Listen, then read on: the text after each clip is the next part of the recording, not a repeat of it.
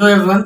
इसके पहले की वीडियोस में हमने काफ़ी कुछ सीखा और कॉन्सेप्ट्स को लॉजिक के साथ सीखने की कोशिश की है, लेकिन आज हम लोग सीखेंगे कि प्रेजेंट, पास्ट, फ्यूचर जो टेंस पढ़ते हैं हम लोग, वो जब पढ़ते हैं तो याद करना पड़ता है, तो उससे पहले हमने काफ़ी कॉन्सेप्ट सीखा और आज सीखेंगे कि प्रेजेंट, पास्ट, फ्यूचर में वो सारे वर्ब्स यूज होते हैं तो उनका वैसा नाम क्यों रखा गया है। तो आज हम लोग नामकरण करने वाले हैं और नामकरण में हम लोग सीखेंगे कि V1 से V5 को क्या बोलते हैं। तो V1 to V5 ये सारे के सारे वर्ब्स हैं, क्रिया है, ठीक है। V1 और V5 को हम लोग प्रेजेंट में यूज करते हैं, आपको पता है। V2 को पास्ट में यूज करते हैं और V3 और V4 को प्रेजेंट, पास्ट, फ्यूचर में यूज करते हैं, ये आपको इतना पता है। V1 और V5 को हम लोग इंडेफिनिट बोलते हैं, V2 को भी इंडेफिनिट बोलते हैं क्योंकि V1 से V5 बना है सिंगुलर के लिए और उसके पास्ट को शो करने के लिए टू बना है, ये मैंने ऑलरेडी डिस्कस किया हुआ है, ठीक है। और V4 प्रेजेंट, पास्ट, फ्यूचर में यूज होता है, ये भी हमने अच्छे से डिस्कस किया हुआ है, ठीक। लेकिन ऐसा क्या बात है कि V1 और V5 को इंडेफिनिट बोलते हैं और V2 को भी इंडेफिनिट, क्योंकि V3 को हम लोग परफेक्ट बोलते हैं और क्यों बोलते हैं हम जानते हैं। V4 को कॉन्टिन्यूअस बोलते हैं, क्यों बोलते हैं हम जानते हैं। जब कोई काम कंप्लीट नहीं हुआ है, ठीक है, चल रहा है, और जब कोई काम कंप्लीट हो गया तो वो तो हमें पता है, लेकिन जब कोई काम कंप्लीट हुआ ही नहीं है, ठीक है, और ना ही चल रहा है, तो कुछ अता न पता, कुछ पता ही नहीं रहता है कि उसका क्या हो रहा है। तो कोई चीज जब पता नहीं है तो उसी को तो बोलते हैं अनिश्चित। जब किसी चीज के बारे में हमें कंफर्मेशन नहीं हो, तो जो चीज कंफर्म नहीं होता है तो उसको क्या बोलते हैं, अनकंफर्म, यानी नॉट कंफर्म। कंफर्म नहीं है, निश्चित नहीं है। तो जो चीज निश्चित नहीं होता है तो उसको हम लोग क्या बोलते हैं, नॉट कंफर्म्ड, अनिश्चित। तो इंडेफिनिट का मतलब होता है अनिश्चित, ठीक है, अनिश्चित। इसीलिए अनिश्चित, तो आपको समझ में आ गया अनिश्चित क्यों बोल रहे हैं, क्यों, क्योंकि V1 और V5 का कुछ पता नहीं चलता कब कंप्लीट होगा और कब कंटिन्यू होगा। तो अनिश्चित मीन्स होता है इंडेफिनिट। अब इसको बार बार नहीं बोलूंगा, आप समझो, इंडेफिनिट मीन्स अनिश्चित। तो जो चीज कंटिन्यू नहीं है, जो चीज कंप्लीट नहीं है, जो चीज पूरा नहीं हुआ या काम चल नहीं रहा, तो वो क्या है, अनिश्चित। प्रेजेंट में जब अनिश्चित होता है कोई काम तो V1 और V5 करते हैं। वैसे पास्ट में जब कोई काम अनिश्चित हो जाए तो उसको क्या बोलेंगे, पास्ट का अनिश्चित, पास्ट का इंडेफिनिट। तो इन अनिश्चित का मतलब ही होता है अता पता नहीं, इसीलिए इसको इंडेफिनिट प्रेजेंट का और पास्ट का इंडेफिनिट बोलते हैं। इसीलिए V1 और V5 को डायरेक्ट बोलते हैं इंडेफिनिट और V2 को बोलते हैं पास्ट इंडेफिनिट, ठीक। और V1 का यूज हम लोग पास्ट में तो करते नहीं है, लेकिन फ्यूचर में करते हैं। तो अगर फ्यूचर में इसका यूज कर लिए तो ये क्या हो जाएगा, फ्यूचर इंडेफिनिट। तो सिंपली इतना याद रखना है कि V3 और V4 को प्रेजेंट, पास्ट, फ्यूचर तीनों में यूज करते थे। तो अगर V3 को हम लोग यूज करते थे प्रेजेंट में, तो जो V3 का नाम है वो है कंप्लीट। कंप्लीट मतलब काम हो गया, वर्क डन। जब काम हो गया तो उसको कंप्लीट बोलते हैं। इसी को इंग्लिश के ग्रामर वाली बुक में आपको मिलेगा लिखा हुआ परफेक्ट। परफेक्ट मीन्स काम हो गया, काम पूरा अच्छे से हो गया। तो कंप्लीटेड या परफेक्ट, तो ये सिनोनिमस है एक दूसरे के। तो वर्क डन यानी कंप्लीट, और कंप्लीट मीन्स काम परफेक्ट। तो प्रेजेंट में भी यूज होता है V3, तो प्रेजेंट परफेक्ट। पास्ट में भी V3 यूज होता है तो पास्ट परफेक्ट। फ्यूचर में भी यूज होता है तो फ्यूचर परफेक्ट। वैसे ही कॉन्टिन्यूअस V4 को बोलते हैं, ठीक। तो V4 प्रेजेंट में भी यूज होता है तो प्रेजेंट कॉन्टिन्यूअस, पास्ट में यूज होता है तो पास्ट कॉन्टिन्यूअस, फ्यूचर में भी यूज होता है तो फ्यूचर कॉन्टिन्यूअस। और कॉन्टिन्यूअस को और भी अलग नाम से जानते हैं, जैसे वर्क इन प्रोग्रेस, इसको प्रोग्रेसिव टेंस भी बोलते हैं, गोइंग ऑन, या इम्परफेक्ट टेंस भी बोलते हैं। अब आप पूछोगे इम्परफेक्ट टेंस क्यों बोल रहे हैं हम लोग, इम्परफेक्ट टेंस। तो इम्परफेक्ट क्यों बोल रहे हैं, यानी परफेक्ट जो काम नहीं है, जो काम परफेक्ट नहीं हुआ है तो वो इम्परफेक्ट है। मतलब जो काम पूरा हुआ ही नहीं, तो अभी काम चल रहा है तो इम्परफेक्ट बोलते हैं। लेकिन इसमें भी एक प्रॉब्लम है कि आप सोचोगे प्रेजेंट, पास्ट और फ्यूचर तीनों में इसको बोलते हैं क्या इम्परफेक्ट, नहीं, ऐसा नहीं है। इसको बाद में हम लोग डिस्कस करेंगे इम्परफेक्ट टेंस पास्ट में ही क्यों यूज करते हैं। लेकिन सिंपली अभी समझो फ्यूचर कॉन्टिन्यूअस, पास्ट कंटिन्यूअस, और लेकिन सिंपली अभी समझना है प्रेजेंट का कॉन्टिन्यूअस, पास्ट का कॉन्टिन्यूअस, फ्यूचर का कॉन्टिन्यूअस। लेकिन पास्ट में आप कॉन्टिन्यूअस की जगह इम्परफेक्ट टेंस भी बोल सकते हो या बुक में लिखा हुआ हो सकता है, ठीक है। तो इस चीज को आप ध्यान रखें। आगे बात समझ में। फिर से एक बार समझते हैं, V1 V5 को क्या बोलते हैं, इंडेफिनिट, और V1 V5 सिर्फ प्रेजेंट में यूज होता है, इसलिए प्रेजेंट इंडेफिनिट। ठीक, V2 को क्या बोलते हैं, इंडेफिनिट, और सिर्फ पास्ट में यूज होता है, इसलिए पास्ट इंडेफिनिट। V3 को क्या बोलते हैं, कंप्लीटेड या परफेक्ट। तो प्रेजेंट, पास्ट, फ्यूचर तीनों में होता है, तो क्या बोलेंगे, present perfect, past perfect, future perfect. V4 तीनों में यूज होता है, प्रेजेंट, पास्ट, फ्यूचर, तो क्या बोलेंगे, present continuous tense, past continuous tense, future continuous tense. तो आई होप आपको इतना क्लियर हो गया होगा। ठीक है, आगे बात समझ में। तो V1 V5 V2 V3 V4। तो अब देखो यहाँ पे हम लोग जब टेंस पढ़ने वाले हैं तो टेंस में क्या पढ़ते हैं, प्रेजेंट, जो अभी की बात हो रही है, कुछ समय पहले की तो पास्ट और कुछ समय बाद की तो फ्यूचर। सिंपल। प्रेजेंट को पहचानने का तरीका V1 V5, V2 पास्ट को, और फ्यूचर में विल या शैल प्लस V1। ठीक, तो जब V1 V5 है ये नॉर्मल लेवल पे, सिंपल लेवल पे, तो इसको क्या बोलेंगे, प्रेजेंट, और V1 V5 को हम लोग बोलते हैं इंग्लिश के टर्म में इंडेफिनिट, तो प्रेजेंट इंडेफिनिट। यही V1 यहाँ भी चला गया क्योंकि फ्यूचर के लिए सिर्फ V1 चाहिए, तो यह इंडेफिनिट है, और फ्यूचर के लिए ये वर्ड आया हुआ तो फ्यूचर इंडेफिनिट। वैसे ये V2 है तो सिर्फ पास्ट में यूज होता है और इसका नाम इंडेफिनिट है, तो बोलेंगे पास्ट इंडेफिनिट। तो हमारे पास क्या आ गया, past indefinite, present indefinite, future indefinite. ठीक है, अब आगे। तो अगर V3 यूज करें इसमें तो प्रेजेंट परफेक्ट, पास्ट में यूज करें V3 तो क्या हो जाएगा, पास्ट परफेक्ट, और V3 अगर फ्यूचर में यूज करें तो क्या हो जाएगा, फ्यूचर परफेक्ट। कोई दिक्कत। अगर V4 यूज कर ले तो पास्ट कॉन्टिन्यूअस, अगर V4 यहाँ यूज कर ले तो प्रेजेंट कॉन्टिन्यूअस, और अगर V4 यहाँ यूज कर ले तो फ्यूचर कॉन्टिन्यूअस। इतना समझ में आ गया। ठीक है, क्यों, क्योंकि 3 को परफेक्ट बोलते हैं, कंप्लीट, तो past perfect, present perfect, future perfect. V4 को क्या बोलते हैं, कॉन्टिन्यूअस, तो present continuous, past continuous, future continuous. Simple. काम हो गया तो V3, काम चल रहा है तो V4। प्रेजेंट में कंप्लीट हुआ तो परफेक्ट टेंस, प्रेजेंट का कंटिन्यू है, काम चल रहा है प्रेजेंट में तो प्रेजेंट कॉन्टिन्यूअस टेंस। काम हो गया पास्ट में तो काम हो गया पास्ट में तो पास्ट परफेक्ट टेंस। काम चल रहा था पास्ट में तो पास्ट कॉन्टिन्यूअस टेंस। काम होगा, कंप्लीट हो जाएगा फ्यूचर में तो फ्यूचर परफेक्ट टेंस। काम होते रहेगा, चलते रहेगा फ्यूचर में तो future continuous tense. Simple. Perfect तो present past future perfect, continuous तो present past future continuous. V1 V5 present indefinite, V2 past indefinite. Simple. इसको बस ध्यान रखना है, V1 V5 प्रेजेंट इंडेफिनिट और V2 पास्ट इंडेफिनिट। सिंपल। और विल और शैल प्लस V1 फ्यूचर इंडेफिनिट। और ये तो तीनों में यूज हो रहा है तो टेंशन ही नहीं है, कोई दिक्कत। अब समझते हैं इसको स्ट्रक्चर, अब इसके स्ट्रक्चर को समझते हैं। V3 सब में यूज हुआ, V3 को यूज करने के लिए कौन सा फॉर्म आता है, हैव। ठीक है, तो हम लोग आज टेंस का चार्ट बनाने वाले हैं। बिना रटे आपको ऐसा फील होगा कि आपको सब आ चुका है, बिना रटे। ठीक है, तो V3 को कौन हेल्प करता है बताओ, has have had plus V3, तो हैज हैव हैड, तो हैड पास्ट में था, ठीक है, तो यहाँ पे हैड हो जाएगा। हैज हैव प्रेजेंट में था तो यहाँ पे हैज या हैव होगा, कोई दिक्कत आ रहा बात समझ में। हैज प्लस V3 या हैव प्लस V3 और यहाँ हैड प्लस V3। अब देखो V4 को कौन हेल्प करता था, बी का फॉर्म, तो is am are was were, तो वॉज वर नीचे था तो वॉज वर पीछे चला जाएगा, वॉज वर नीचे था यानी पास्ट, तो पास्ट में ये हो जाएगा वॉज या वर प्लस V4। ठीक है, और प्रेजेंट में क्या था, is am are plus V4, तो इज एम या आर प्लस V4, कोई दिक्कत। अब बात समझो, V3 को हैज हैव हैड में कौन हेल्प करेगा, हैव, क्यों, क्योंकि हैव ऑलरेडी V1 है और विल शैल के बाद V1 यूज होता है, तो आपको ये तो याद हो गया होगा, समझ में भी आ गया होगा। शैल, विल या शैल, ठीक है, plus have plus V3, will have plus V3, shall have plus V3। अब बी का फॉर्म आएगा V4 में। अब हमारे पास है V4 को कौन हेल्प करता है, बी का फॉर्म।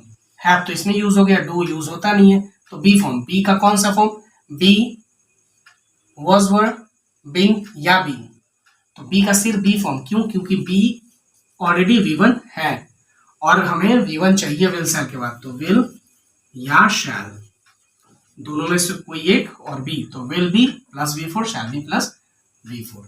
आई होप आपको समझ में आ गया होगा कि टेंस का स्ट्रक्चर आपको याद हो चुका है ऑलरेडी। ठीक है, तो ये हैव के फॉर्म से बना परफेक्ट, बी के फॉर्म से बना कॉन्टिन्यूअस, और ये ऑलरेडी V1 V5 V2 और विल या शैल प्लस V1। तो आपको समझ में आ गया होगा कि टेंस में जो स्ट्रक्चर बच्चे रखते हैं वो रटने की जरूरत नहीं है। आपको ऑलरेडी आ चुका है कि टेंस, आपको ऑलरेडी, अब आपको ऐसा फील हो रहा होगा कि आपको ऑलरेडी टेंस आ चुका है और आपको याद भी हो चुका है, अच्छे से समझ में आ चुका है। ठीक है, कि कब किसका यूज करना है। अब आपके अंदर कोई कंफ्यूजन नहीं रहेगा कि फ्यूचर जब, अब आपके अंदर कोई कंफ्यूजन ही नहीं रहेगा कि फ्यूचर में कॉन्टिन्यूअस कैसे होगा, फ्यूचर के कॉन्टिन्यूअस को कैसे लिखेंगे, कैसे बोलेंगे, या फ्यूचर में परफेक्ट हो जाएगा, या परफेक्ट टेंस फ्यूचर में होता है तो क्या स्ट्रक्चर होता है, या कैसे लिखना है, या बोलते टाइम कौन सा यूज करना है स्ट्रक्चर, कैसे यूज करना। नहीं, आपको आदत हो गई है, आप लिख भी लोगे, बोल भी लोगे आराम से, कोई दिक्कत नहीं है।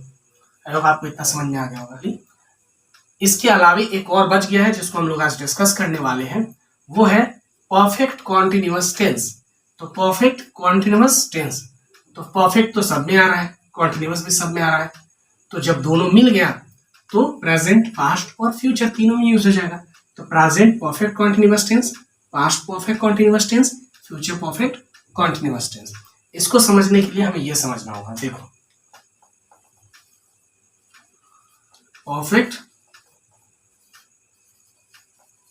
Continuous tense. अब आप समझोगे परफेक्ट मीन्स क्या है, V3, ठीक है, कॉन्टिन्यूअस मीन्स क्या है, V4। अब बताओ, कोई काम, एक सेंटेंस है और उसमें एक काम हो रहा है, तो एक काम हो गया और एक काम हो रहा है, ऐसा हो सकता है, या सेम काम थोड़ा हो गया और थोड़ा बाकी है। आप 6 बजे सुबह से पढ़ रहे हो, 10 बज गया सुबह, तो 6 2 8 2 घंटे पढ़ लिए, तो 8 बजे तक तो मैं सुबह से पढ़ते आ रहा हूँ, मतलब पढ़ रहा हूँ, तो पढ़ रहा हूँ नहीं, मतलब 6 से 10 बजे तक का आपका टाइम है स्केड्यूल, 6 से 10 4 घंटा पढ़ना है, लेकिन आपने 2 घंटे पढ़े, कितने घंटे, 2 घंटे, तो आप क्या बोलोगे, मैं सुबह से पढ़ रहा हूँ या सुबह से पढ़ते आ रहा हूँ, मतलब मैं पढ़ नहीं रहा हूँ, क्यों, क्योंकि अभी और पढ़ोगे आप, और आप ये बता रहे हो कि मैं और पढ़ूंगा और इतना पढ़ाई कंप्लीट हो चुका है। ठीक है, अगर ऐसे आपको नहीं समझ में आ रहा तो एक और एग्जांपल आपके लिए लेता हूँ। जैसे कोई बोलता है मैं इंग्लिश सीख रहा हूँ, तो मैं इंग्लिश सीख रहा हूँ, तो इंग्लिश सीख रहा हूँ तो उसका एक टाइम ड्यूरेशन है कि इतना से इतना टाइम में सीखोगे, ठीक, और उसके बाद भी आप इंग्लिश सीख रहे हो, तो एक कोर्स कंप्लीट किया आपने, फिर कोई दूसरा कोर्स भी कहीं लिया, उसको भी कंप्लीट किया आपने, फिर तीसरा कोर्स ग्रामर का लिया, कोई लिटरेचर यानी बुक का लिया, तो आप 1 2 साल 3 साल के बाद बोलोगे कि मैं इंग्लिश सीखते आ रहा हूँ 2-4 सालों से। ठीक है, मैंने 2-4 साल से मैं इंग्लिश सीखते आ रहा हूँ, मतलब सिर्फ सीख नहीं रहा हूँ, आपने बहुत सारे कोर्स कंप्लीट भी कर लिए, तो आप बोलोगे मैं इंग्लिश सीखते आ रहा हूँ। ठीक है, मैं परफेक्ट मतलब कुछ काम कंप्लीट हो गया और उसी का कुछ पार्ट बचा हुआ है। ठीक है, सुबह से बारिश हो रही है, तो बारिश हो रही है मतलब बारिश जो हो गया वो तो कंप्लीट हो गया ना, बारिश हो गया, और कुछ बारिश हो रही है, फिर वो जो आधा घंटा बारिश हुआ वो भी कंप्लीट हो गया, फिर बारिश हो रही है, फिर कंप्लीट हुआ, और जब थोड़ा सा और बारिश बच गया, और जब हो रही है और जब वो कंप्लीट हुआ तब बारिश हुआ, मतलब ये पूरा कंप्लीट हुआ बारिश होना, लेकिन इतना तक बारिश ऑलरेडी कंप्लीट हो चुका था, थोड़ा और 2 मिनट की बारिश बची हुई थी, तो उसके लिए हम लोगों ने बोला बारिश हो रही है, सुबह से बारिश हो रही है, जैसे कंप्लीट हो गया तो बारिश हो चुकी है। ठीक है, तो काम एक ही है, एक्शन एक ही है, लेकिन उसका कुछ पार्ट कंप्लीट हो गया और कुछ बाकी है, चल रहा है, तो बोलते हैं काम होते आ रहा है। बारिश सुबह से हो रही है, बारिश होते आ रही है, मैं पढ़ते आ रहा हूँ, मैं सुबह से पढ़ रहा हूँ। ठीक है, तो जब कोई काम कर रहे हैं और उसका कुछ पार्ट हो गया, कुछ पार्ट बाकी है, तो ऐसा सेंटेंस का यूज करते हैं। ठीक है, तो समझ में आ गया कि past perfect continuous, present perfect continuous और फ्यूचर परफेक्ट कॉन्टिन्यूअस होगा, और इसको ऐसा क्यों बोले परफेक्ट कॉन्टिन्यूअस। ठीक है, काम थोड़ा बहुत हो गया, थोड़ा बाकी है, इसलिए इसको परफेक्ट कॉन्टिन्यूअस टेंस बोल रहे हैं, और वैसा एक्शन जो थोड़ा कंप्लीट हो गया और थोड़ा बाकी है तो उसको परफेक्ट कॉन्टिन्यूअस बोलना पड़ेगा। अगर आप पढ़ रहे हो, ठीक है, रीड या प्ले कर लो, चलो ठीक है, प्ले मीन्स खेलना, तो प्लेड यहाँ सही है या प्लेइंग सही है, पहले ये समझोगे, प्लेड सही है या प्लेइंग, कौन सा जरूरी है, किसको प्रायोरिटी देना जरूरी है, आप समझो, प्लेड या प्लेइंग। तो जो काम हो गया उसको काट सकते हैं, क्योंकि वही काम तो फोर्थ फॉर्म दिखा रहा है, तो उसका कुछ पार्ट तो हो गया, तो इसको प्रायोरिटी देना जरूरी है। आप समझो, जब कोई काम एक्स हो जाता है, ex prime minister, ex chief minister, तो जब एक्स हो जाता है, जो काम हो जाता है, जो कंप्लीट हो गया, पूरा हो गया, तो उसकी वैल्यू थोड़ी घट जाती है। तो जो काम थोड़ा हो गया तो उसकी वैल्यू थोड़ी घट गई, और जो बाकी है वो चल रहा है, तो फोर्थ फॉर्म वाला हमेशा आएगा, और थर्ड फॉर्म वाले को थोड़ा सप्रेस कर दिया जाएगा, थोड़ा उसको साइड कर दिया जाएगा। ठीक है, मतलब प्रायोरिटी, प्राथमिकता किसको देनी है, फोर्थ फॉर्म वाले को। एक एक्शन चल रहा है, एक टेंस में अगर एक्शन है परफेक्ट और कॉन्टिन्यूअस, तो किसको वैल्यू ज्यादा देंगे, कॉन्टिन्यूअस को। क्यों, क्योंकि सामने वही दिख रहा है और काम वही हो रहा है। जो काम हो गया उसका तो गया, जो काम हो गया उसका वैल्यू थोड़ा कम हो गया। तो अगर V3 हटेगा तो क्या आएगा, अब फिर कंफ्यूजन। अब आपको इसलिए मैंने कॉन्सेप्ट समझाया था। अब बताओ, यहाँ पे V4 है, ठीक है, अब V4 के पहले B यूज किया हमने, ठीक है, ध्यान समझना आप लोग, विल या शैल के बाद B यूज हो सकता है, क्यों, क्योंकि ये ऑलरेडी V1 है। लेकिन हमारे पास अभी क्या चाहिए, प्लेड, V3 चाहिए। अगर इसको हम लोग हटा रहे हैं और इसके जगह V4 ला रहे हैं, इसको अगर हटा रहे हैं और इसके जगह V4 को प्रायोरिटी दे रहे हैं, प्राथमिकता दे रहे हैं, ज्यादा सम्मान दे रहे हैं, और इसी को लिख रहे हैं, तो यहाँ पे थर्ड फॉर्म तो आना चाहिए। तो V4 को हेल्प करने के लिए B का फॉर्म आएगा, और B के थर्ड फॉर्म को हम लोग B के थर्ड फॉर्म को हम लोग क्या बोलते हैं, बीन, और बीन क्या है, ये थर्ड फॉर्म है।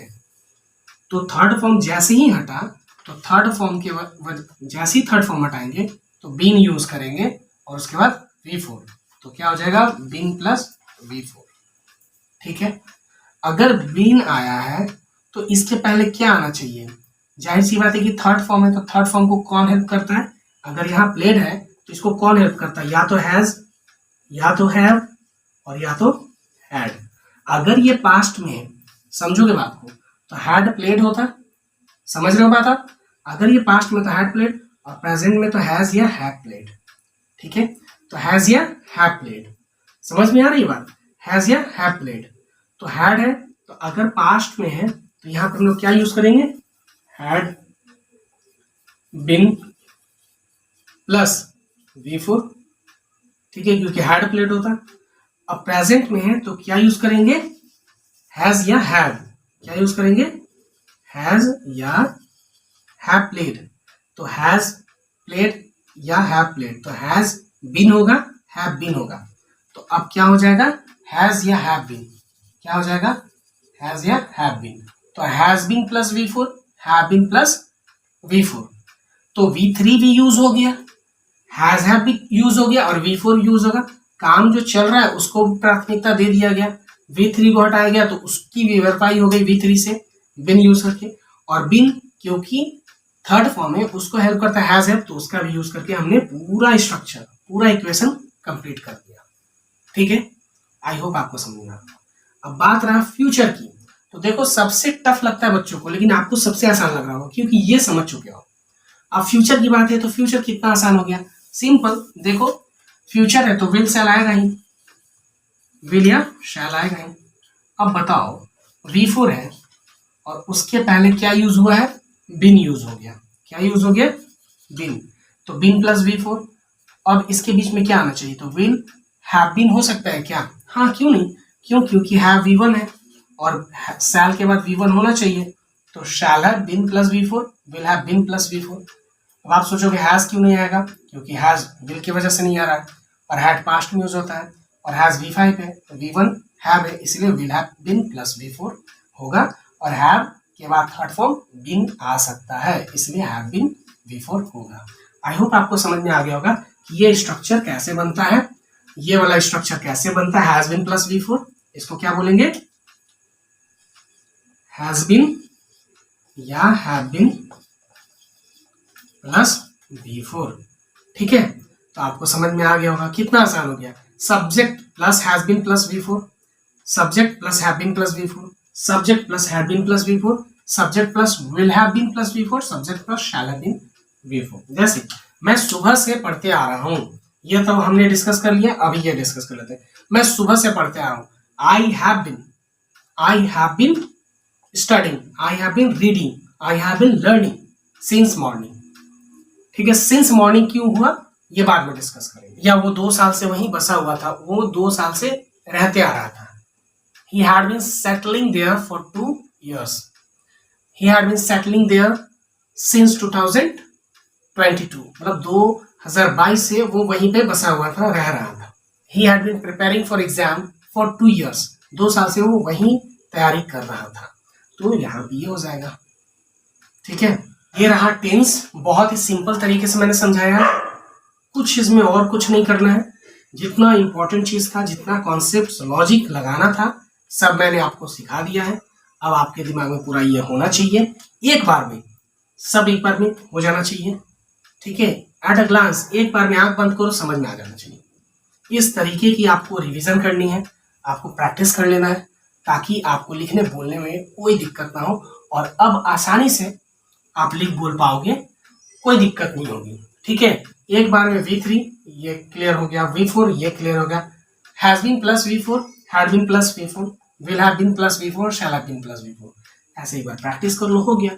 और एक वर्ड लेके हम लोग सेंटेंस बनाएंगे। यूज ज्यादातर मॉर्निंग के लिए, होली, दशहरा, दीपावली, ऐसा कोई एग्जैक्ट टाइम वगैरह हो तो यूज करते हो फॉर का पीरियड वगैरह के लिए, पीरियड ऑफ टाइम, जैसे 2 घंटा, 4 घंटा, 5 घंटा, वो मैं बोल रहा हूँ तो आपको समझ में आ रहा होगा। ठीक, लेकिन उसके बावजूद भी इसको अच्छे से डिस्कस करने वाले हम लोग, ताकि आपको कोई भी प्रॉब्लम ना रह जाए। ठीक है, तो फिर मिलते हैं नेक्स्ट वीडियो, तब तक के लिए थैंक यू वेरी मच।